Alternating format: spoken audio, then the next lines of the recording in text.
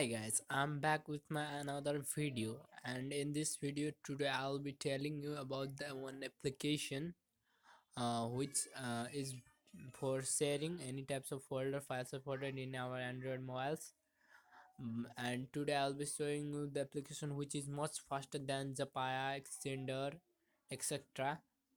And this application is too useful for you, and it is more faster.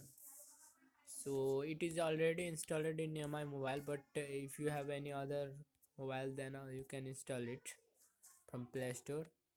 And the application is mi drop. This is the application. See guys, its interface is too clear. You just understand here is nothing except sending, receiving, and you can send your data, receive, by telling it is too fast, and it is good application. I had used it in every mobile. It is working properly. You have to download it from Play Store by writing mi drop. Okay guys, so thanks for watching my video. Have a good day. Don't forget to subscribe my channel, like my video. Thanks.